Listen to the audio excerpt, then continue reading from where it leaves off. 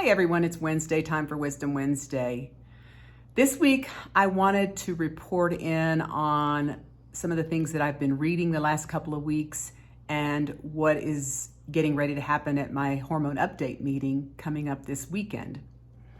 So the last couple of weeks on several different sources, I've been reading about fraudulent research in science, and this has been focusing in on an article that was published in Science magazine in July that was calling into question the research that has been done over the last 10, 15, 20 years on Alzheimer's disease, and the fact that it is quite possible that much of the funding and much of the research that has been done has been based on fraudulent information.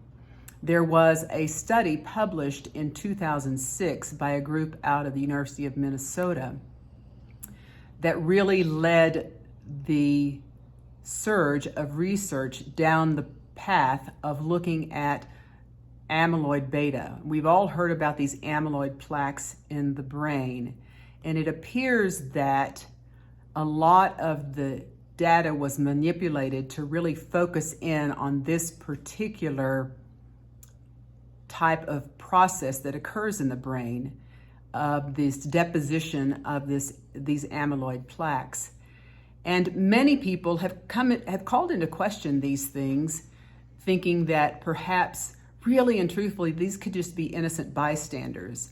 But the NIH has contributed approximately $1.6 billion in the research down this particular path, and it appears that this may really be a path that is not going to be very fruitful. And as such, it's called into question so much of what we look at in the different scientific journals and what they're publishing, and are they really utilizing all the tools that are available to really confirm the research and to make sure that what is being presented and that the hypotheses that are being utilized for this research, that none of the data is being manipulated just to fit a hypothesis so that it's convenient. And we know that economics and politics really play a huge role in all of this, particularly where the pharmaceutical companies are concerned. But we're seeing that perhaps $1.6 billion that has been used from NIH funding has possibly gone to waste or really has not been fruitful, and that we are working down a pathway that's not working. We know that the FDA recently approved an antibody type of pharmaceutical, very expensive drug that is supposed to have an antibody against the amyloid beta plaques that are in the brain. But what we're finding when all the testing, even though it was approved early just as a hope, but none of the studies are really showing that it's making any difference as far as just progression of disease and improving outcomes whatsoever. And we know that with Alzheimer's, we really don't have any particular drugs or products or anything that really reverses it. It might, perhaps some of these meds might slow it down, but really none of the medications have ever shown to be that beneficial, and certainly none of them have reversed it.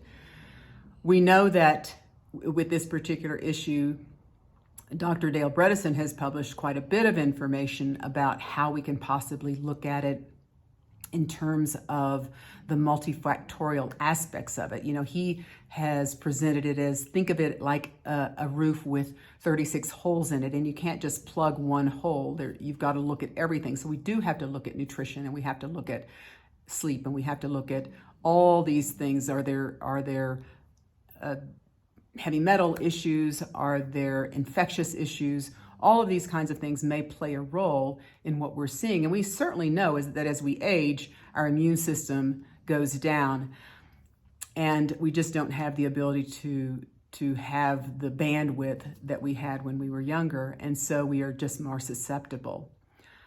As I'm looking forward to this next weekend. The big aspect of our hormone update meeting this year is going to center and focus around brain health. So I'm very much looking forward to that. And we are going to look at all the literature and really peel back the onions and search for those things that really have impact and perhaps have some benefit, because the thinking is emerging that this is really considered to be a type 3 diabetes. There is an insulin resistant aspect to this in terms of what it does to the brain. We know that, as I tell all my patients, we look at that hemoglobin A1C, and for every 1/10 of a point above 5.2, the brain tends to get smaller.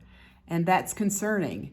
And we know that certainly some of the things that we've been looking at from a longevity standpoint might have some real benefit as far as neuroplasticity, meaning that ability of the brain to heal and to actually grow new neurons might be really important. And so I'm looking forward to seeing what we have, and hopefully next week we'll be able to present to you more information and more data about what it is we can do to protect our brains. Because as I've always said, and I do have amazing longevity in my side of the family, on the maternal side of my family. My grandmother was almost 104. My mom is almost 94 right now.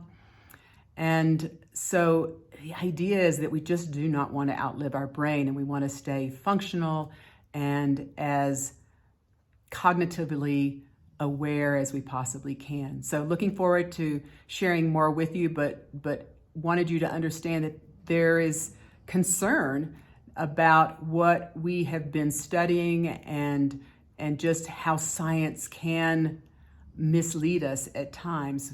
And so I'm hoping that we will be able to utilize the data that is really there and look at it through eyes that don't have any other forms of concern in terms of bias, trying to get rid of our confirmational bias and really look at it and try to come up with great answers. So look forward to sharing with you next week. You all have a great week, and we'll talk again soon.